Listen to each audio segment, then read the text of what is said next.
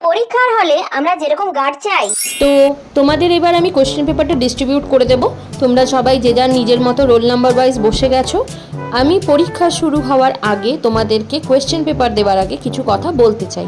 খুব ধ্যান দিয়ে কথাটা শোনো। কথাটা আমি আস্তে আস্তে বলছি, খুব ধ্যান দিয়ে শোনো।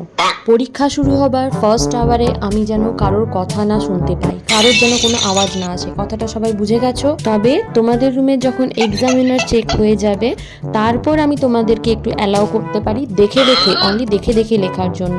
পাশের জনের সাথে দেখে দেখে লিখতে পারো, যে যা এনেছো টুকলি দেখে দেখে লিখতে পারো।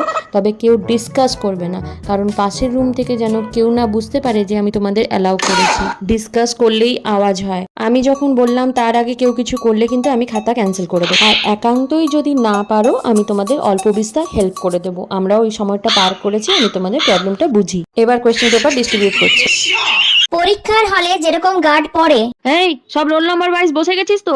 দুজন করে বসবি, একদম একজন এক মাথায় আর একজন আরেক মাথায়, মাঝে নয়, একদম এক কোনায় আরেক কোনায়। পরীক্ষা শুরু হওয়ার আগেই শুনে নে, কারোর কাছে যদি কোনো রকম টুকলি দেখেছি আমি কিন্তু তাদেরকে আর একটুও লেখার সুযোগ দেব না। যে টুকলি করার চেষ্টা করবে তার খাতা কিন্তু আমি সঙ্গে সঙ্গে কেড়ে নেবো আর সোজা হেডম্যানকে ডাকবো। পরীক্ষার হলে আমি যেন কোনো রকম আওয়াজ না শুনি। আওয়াজ শুনবো আমি কিন্তু সোজা খাতা নিয়ে নেবো।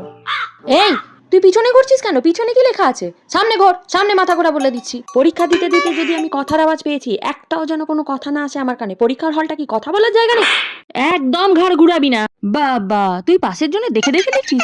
পড়েই যখন আসিস না তো ড্যাং ড্যাং করে পরীক্ষা দিতে আসিস কেন? দে খাতা দে, বাড়ি চলে যা, আর লিখতে হবে না। এই ঘন্টা পড়ে গেছে, সময় শেষ হয়ে গেছে, দে দে দে খাতা দে, হয়ে গেছে সবার।